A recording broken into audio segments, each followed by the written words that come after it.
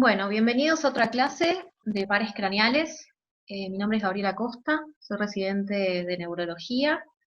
Bueno, en la clase de hoy vamos a ver los 3 nervios craneales que se encargan de la inervación de los músculos oculares, es decir, el tercer par craneal, el cuarto y el sexto par, ¿bien? O nervio oculomotor, nervio troclear y nervio abducens. ¿Por qué los vemos los 3 juntos? Bueno, la verdad es porque, digamos, tienen orígenes bastante aledaños y sus funciones, si bien son distintas, se encargan de la inervación de los músculos oculares. Bien, acá vemos una imagen de globo ocular con los distintos músculos extrínsecos del ojo que van a inervar y van a producir las distintas funciones en cuanto a la movilidad de los ojos. Bien.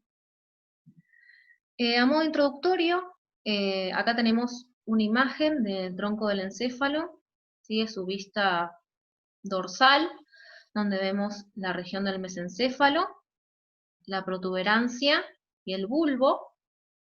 Acá vemos una vista de perfil, ¿sí? Donde esta es la región anterior, y esta es la región posterior.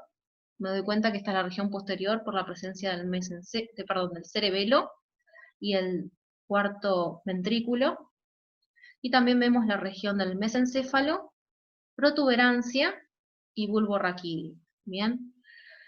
Esta imagen me pareció interesante colocarles porque, bueno, lo que está representado en color rojo representa los núcleos de los pares craneales que van a tener información motora. ¿Qué significa que tienen información motora? Que del núcleo del tronco del encéfalo que está ubicado, van a dirigirse estas fibras nerviosas a inervar músculos motores para su función específica. Bien, en cambio, lo que está representado en color azul, ¿sí? Son los núcleos sensitivos de los pares craneales. En la clase de hoy vamos a ver los núcleos del tercero, el cuarto y sexto par craneal. En sí, estos núcleos, estos pares craneales son nervios motores, ¿bien? Específicamente, el tercer par craneal va a tener 2 núcleos. El núcleo oculomotor, ¿sí? O núcleo motor principal, lo pueden encontrar en algunos libros, que va a estar situado en la parte anterior, la sustancia gris que rodea el acueducto mesencefálico, a nivel del mesencéfalo, como podemos ver en la imagen de acá, ¿sí? Y el núcleo parasimpático accesorio o núcleo accesorio de Edinger-Westphal, que vemos acá, que también se encuentra a nivel del colículo superior o del tubérculo cuadrigémino superior, y se encuentra también con relación de este núcleo que vemos acá, que es el núcleo rojo. Bien. A su vez, el núcleo del cuarto par craneal o núcleo troclear lo vamos a encontrar a nivel de la parte anterior de la sustancia gris también del mesencéfalo, ¿sí? Pero a nivel del colículo inferior, como vemos acá en la imagen. Bien. Y por último, el núcleo abducen o del sexto par craneal lo vamos a encontrar situado por debajo del piso de la parte superior del cuarto ventrículo, bien, por debajo del colículo del nervio facial. ¿Sí? Acá estamos viendo el nervio facial, hace como una rodilla, ¿sí? Y por debajo de esa podemos encontrar el núcleo del nervio abducen o del sexto par craneal. Bien, y por eso también tiene relaciones importantes con el séptimo par craneal. Bueno, esto es a modo introductorio para que vean la ubicación de los distintos núcleos de estos pares craneales que vamos a ver en el día de hoy. Bien. Bueno, en otra imagen en donde vemos un endocráneo, ¿sí? Donde se sacó la calota para poder ver la fosa craneal anterior, la fosa craneal media y la fosa craneal posterior. En el día de hoy nos vamos a basar más que nada y nos vamos a ubicar en la fosa craneal media, ¿sí? La fosa craneal media, recuerden que está entre la ala mayor del efenoides y el borde superior del peñasco. A esta altura vamos a encontrar una hendidura, se llama hendidura efenoidal o fisura orbitaria superior, por donde van a pasar el tercero, el cuarto, el sexto y una rama también del quinto par craneal. ¿Bien? Pero tengan eso ubicado en cuanto a las relaciones con el cráneo. Bien, y también es importante, como vamos a hablar de los músculos extrínsecos del ojo, ubicarlo anatómicamente dentro de la órbita, perdón. Ubicamos el globo ocular dentro de la órbita con los distintos músculos extrínsecos que lo van a inervar. Bien, esta es la región medial, esta es la región lateral, la región inferior y la región superior, ¿sí? De los músculos que están inervados por el tercer par craneal, sabemos que son todos menos el oblicuo superior y el recto lateral. Bien, entonces acá tenemos al recto medial o recto interno, al recto lateral o recto externo, al recto superior, al recto inferior. Acá vemos el oblicuo superior, como hace esta invaginación, y el oblicuo inferior. Bien, todos ubicados en la órbita. Bien, y otra cosa importante que hay si nosotros sacamos al globo ocular y a los músculos extrínsecos, podemos ver cómo están ingresando los nervios craneales a la órbita por medio de la fisura orbitaria superior. Va a ingresar más que nada el nervio troclear, junto con el nervio lagrimal y frontal perteneciente a el quinto par craneal o nervio trigémino, y la vena oftálmica, ¿sí? Todo esto es por fuera de una vaina tendinosa, y por dentro de la vaina tendinosa vamos a ver que vamos a encontrar el tercer par craneal o oculomotor, el nervio abduceno sexto par y el nervio nasociliar que pertenece al nervio trigémino. Bien. Y por medio del canal óptico vamos a ver que ingresa a la órbita el nervio óptico junto con la arteria oftálmica. Bien. En cuanto al tercer par craneal, ya dijimos algo en la introducción, pero tienen que saber que la función es completamente motora. Va a tener dos núcleos motores que ya nombramos, que es el núcleo motor principal o núcleo oculomotor, y el núcleo parasimpático accesorio o núcleo de Edinson-Westphal.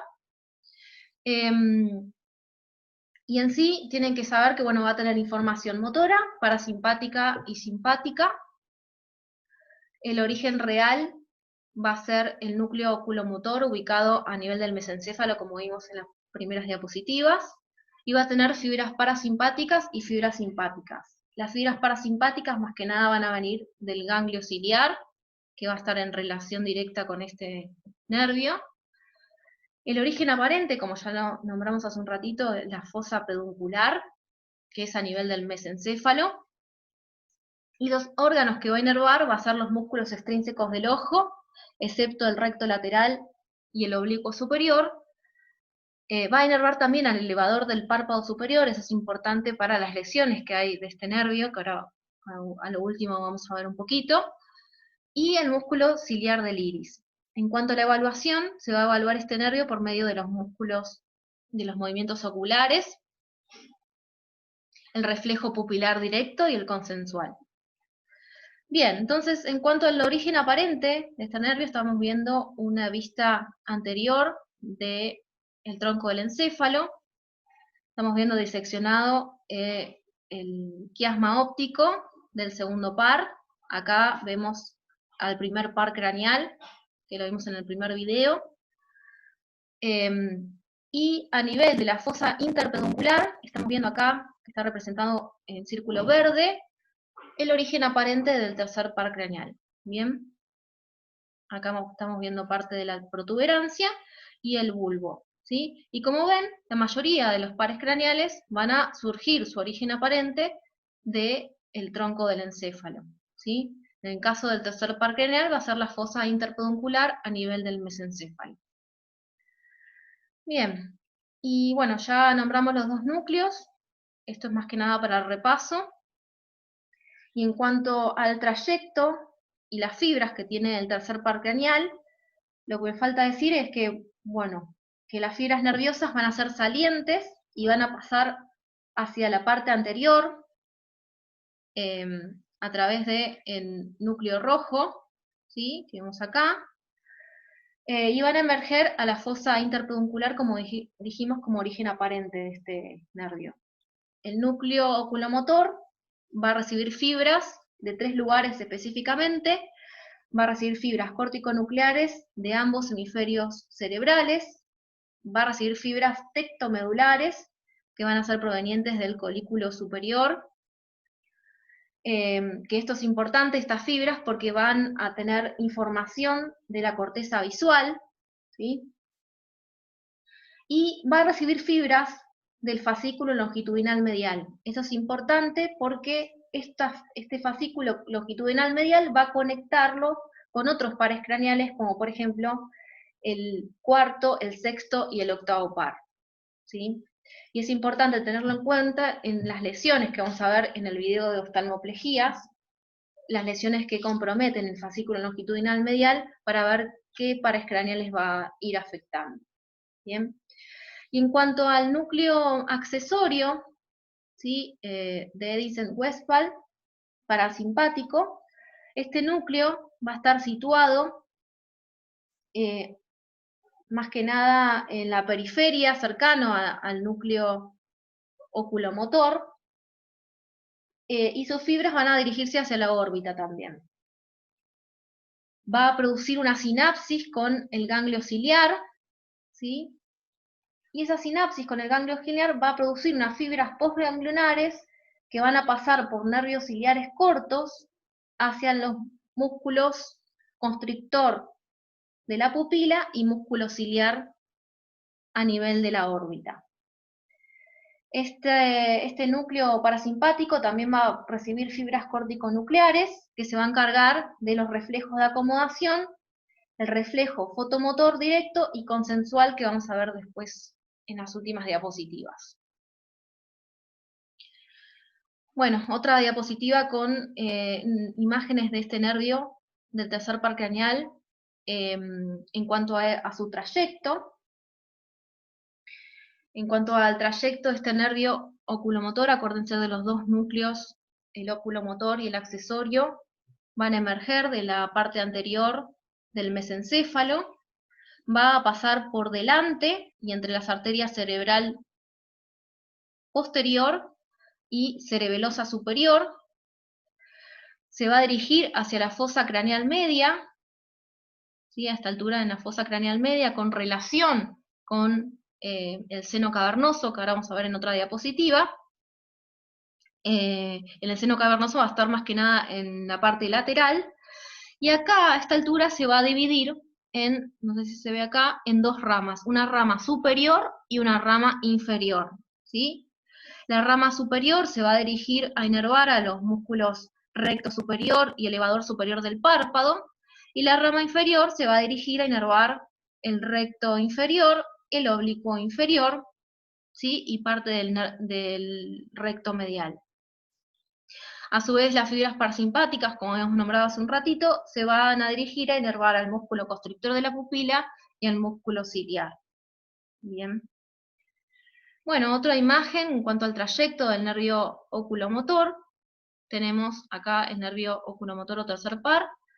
Vemos acá cómo se divide en su rama superior y la rama inferior. La rama inferior va a tener inervación con las fibras del ganglio ciliar, que está representado acá, y cómo se va a dirigir a inervar los músculos constrictor de la pupila y músculo ciliar, ¿sí? Que lo vemos acá en trayecto en color naranja.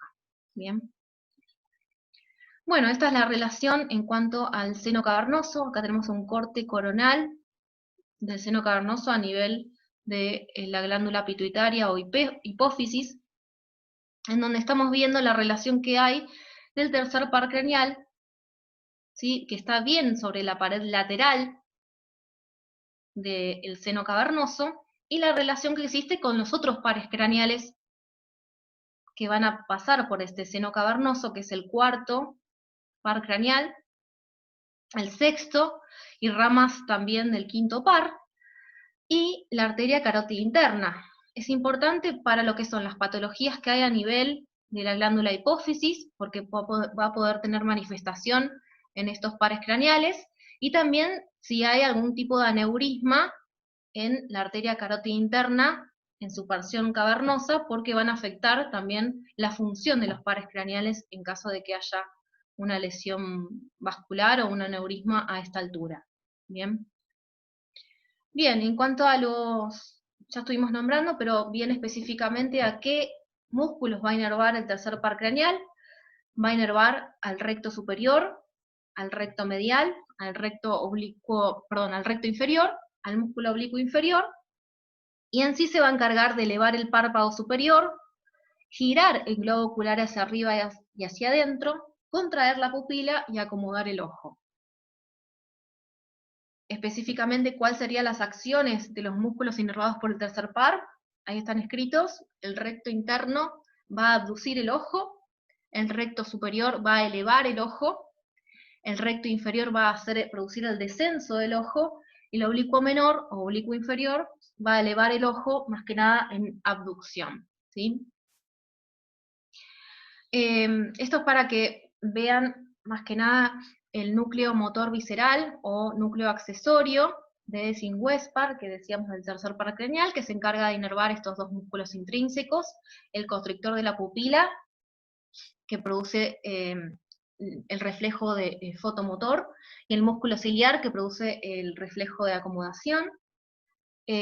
Acá estamos viendo un corte de globo ocular, en donde podemos observar, acá estaría el iris, ¿sí? Y la presencia de los músculos, el constrictor de la pupila y el músculo ciliar, ¿sí? En cuanto al reflejo de acomodación, que se encarga este par craneal, se produce un aumento en la curvatura del cristalino, se produce una contracción pupilar y la convergencia del ojo. En sí, cuando está contraído el músculo ciliar, vemos como la distancia entre A y B es menor, ¿sí? Como se ve acá en la imagen del lado derecho, y como el músculo constrictor de la pupila también ejerce su acción, produciendo la acción de miosis, ¿sí? Contrayendo la pupila. Cuando se dilata la pupila, hablamos de midriasis, ¿sí? Y cuando se contrae la pupila, hablamos de miosis. Eso es importante que lo tengan en cuenta para distintas lesiones que pueda haber a nivel de este tercer par craneal. Bien. Bien, y ahora pasaríamos al cuarto par craneal, o también lo pueden encontrar como nervio patético o troclear. Este nervio va a estar situado en la parte anterior de la sustancia gris que va a rodear el acueducto cerebral del mesencéfalo. Acá vemos más que nada cómo es el trayecto de este núcleo. El núcleo del cuarto par lo que va a hacer es decusar, ves acá las flechitas, como el núcleo se va hacia el lado contralateral y lo mismo para el otro lado. Y vemos que este nervio es un nervio bien fino y tiene un trayecto bastante largo, ¿sí? Porque es el único par craneal que va a salir de la región posterior del tronco del encéfalo, ¿sí? Al tener este trayecto bastante largo, es más susceptible a que se produzcan lesiones, por tanto es importante para la clínica y para la presentación en cuanto a las funciones de este nervio. Bien. Por lo general, este núcleo va a estar inferior al núcleo oculomotor, más que nada a nivel del conículo inferior, y va a recibir este núcleo fibras también córtico-nucleares de ambos hemisferios, fibras tectomedulares que lo van a conectar con la corteza visual, ¿sí? Y también va a recibir fibras del fascículo longitudinal medial que lo va a conectar con el tercer par, con el cuarto y con el octavo par, ¿sí? Bien. Este nervio tiene que acordarse que se va a encargar de la inervación específica del oblicuo superior del párpado, del oblicuo superior, y se va a encargar de girar el ojo hacia abajo y hacia afuera. Entonces, para ir resumiendo, el cuarto par craneal es un tipo de nervio motor voluntario. El origen real de este nervio va a ser el núcleo troclear, ubicado a nivel del mesencéfalo, a nivel de los tubérculos cuadrigémenos inferiores o conículos inferiores, como dije en la diapositiva anterior. El origen aparente va a ser a ambos lados del frenillo, a nivel de los tubérculos cuadrigémenos inferiores o conículos inferiores. En la cara dorsal del mesencéfalo, acá vemos una vista anterior una vista del tronco del encéfalo. Acá vemos el frenillo y cómo está saliendo el cuarto par craneal a ambos lados, ¿sí? ¿A qué órganos va a inervar? El oblicuo superior. ¿Y cómo va a ser la evaluación? Va a ser los movimientos oculares que llevan el ojo hacia abajo y hacia afuera, ¿sí? El cuarto par craneal también tiene relación en su trayecto con el seno cavernoso. Ese es un corte coronal, como habíamos nombrado para el tercer par, y ven que también ocupa la pared lateral del seno cavernoso. Bien. Bien. Y continuando, y para seguir nombrando el nervio o cuarto par craneal, el origen aparente va a ser a ambos lados del frenillo a nivel de los colículos inferiores. Bien, acá estamos viendo cómo emerge hacia la vista anterior del tronco del encéfalo el cuarto par craneal. Bien. Acuérdense que bueno, es el nervio más delgado, único, que sale de la superficie posterior del tronco del encéfalo, va a abandonar el mesencéfalo y se va a decusar hacia el lado opuesto, como dijimos al principio, pasa a unas fibras formando parte del fascículo longitudinal medial en la pared lateral del seno cavernoso, y lo que va a hacer es inervar al oblicuo superior del párpado, produciendo que el ojo pueda girar hacia abajo y hacia afuera. Bien. Bueno, esto es lo mismo que estuvimos nombrando al principio. Acuérdense que el núcleo va a decusar, ¿sí? Que va a salir de la porción posterior del tronco del encéfalo para dirigirse hacia la inervación del músculo oblicuo superior. Bien. Y bueno, el último par craneal que vamos a ver el día de hoy es el sexto par craneal. El tipo de nervio que vamos a ver es más que nada voluntario, motor. El origen real va a ser la cara posterior de la protuberancia en el piso del cuarto ventrículo. El origen aparente va a ser el surco ponto-vulvar, cefálico a las pirámides del bulbo, en la cara ventral del tronco cerebral. Y aquí va a inervar al músculo recto externo del ojo, ¿sí? Este sexto par craneal o nervio abducen también lo pueden encontrar en algunos libros. Tienen que recordar que está situado por debajo del piso de la parte superior del cuarto ventrículo, más que nada cerca de la línea media, y por debajo del conículo facial, como habíamos dicho en la introducción, y va a tener fibras que van a ser corticonucleares, aferentes de ambos hemisferios, va a recibir también fibras tectomedulares, provenientes del colículo superior, y fibras del fascículo longitudinal medial, que lo va a conectar también con el tercero, el cuarto y octavo par. Bien. Acá vemos el origen aparente del sexto par craneal en el surco bulbo-protuberancial, bien cefálico a esto que serían las pirámides vulvares, bien, y esta es una vista ventral del tronco del encéfalo, bien.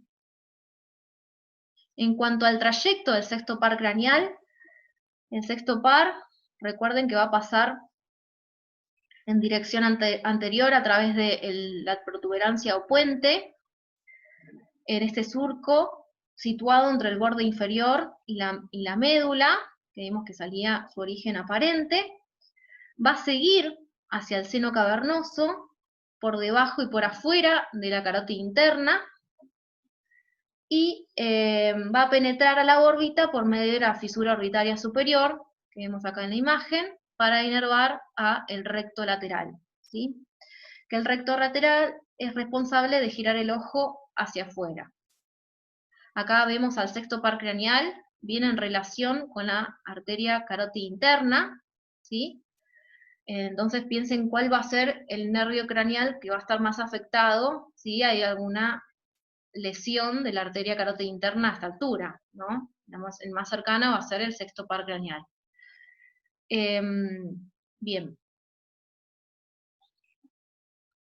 Bueno, acá a modo de resumen, tenemos los 3 pares craneales que vimos hasta el momento, el tercer par craneal con sus 2 núcleos, núcleo motor somático y núcleo motor visceral. Bien. Los músculos extraoculares que va a inervar, el músculo elevador del párpado superior, el recto superior, el recto inferior, el recto medial y el oblicuo inferior, y el núcleo visceral que se va a encargar de los 2 músculos intrínsecos, el constrictor de la pupila y el músculo ciliar. El cuarto par craneal es un núcleo motor somático y se va a encargar de inervar al músculo oblicuo superior, y por último el sexto par craneal, el núcleo es también motor somático y se va a encargar de inervar al músculo recto lateral. En cuanto a la evaluación clínica de estos 3 nervios craneales, primero tenemos que ver la posición del párpado, que es importante, más que nada porque sabemos que el tercer par craneal se encarga de inervar al elevador del párpado superior, ¿sí? Entonces la posición del párpado en la semiología, cuando el paciente ingresa a la consulta, es importante. Los movimientos de los músculos extrínsecos del ojo, ¿sí? Y, bueno, el reflejo fotomotor, el directo y consensuado, y el reflejo de acomodación, ¿sí? Esto es para la evaluación clínica y poder evaluar todas las funciones de estos 3 pares craneales. En cuanto a la posición del párpado, ¿sí? Siempre tenemos que ver, hacer como una línea superior que pase por el borde del párpado superior y otra línea que pase por debajo del borde superior de la pupila, y vemos si hay algún tipo de alteración en el párpado, ¿sí? Acá estamos viendo que hay una alteración en el ojo derecho, en donde hay una ptosis palpebral, ¿sí? Esta ptosis palpebral significa que el párpado está caído, ¿sí? Vemos que hay una diferencia entre el ojo derecho y el ojo izquierdo, y estamos viendo también que el ojo va a tener como una inclinación hacia la parte externa. Esto lo vamos a ver bien en el video de oftalmoplejía y las distintas lesiones, pero a grandes rasgos esto vendría a ser una parálisis del tercer par craneal, ¿sí? Vemos afectación de la ptosis palpebral y vemos cómo el ojo se dirige hacia la parte externa, ya que como el tercer par craneal se encarga de inervar a todos los músculos extrínsecos, excepto el recto lateral y el oblicuo superior, entonces el ojo va a tener tendencia a irse hacia ese lado que no está afectado. ¿Bien?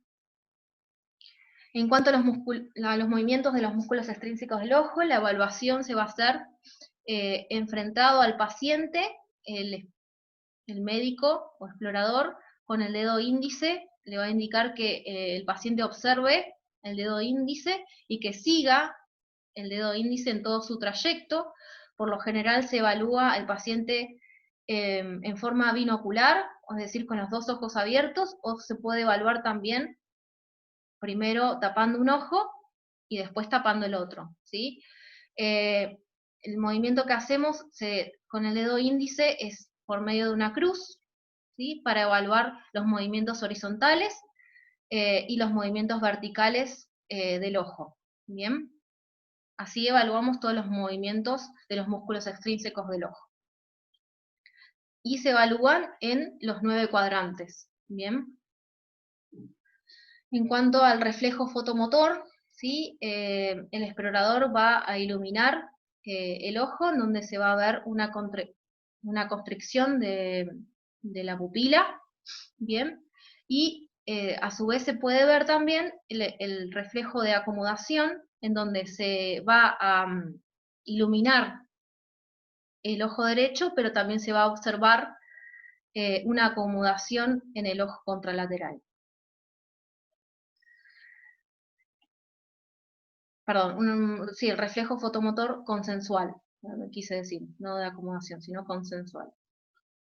El reflejo de acomodación es el que vimos en cuanto a la constricción pupilar y más que nada convergencia de los ojos, donde se le pide al paciente que observe el dedo, ¿sí?, en la línea media, y vamos a ver cómo los dos ojos van a converger hacia la línea media.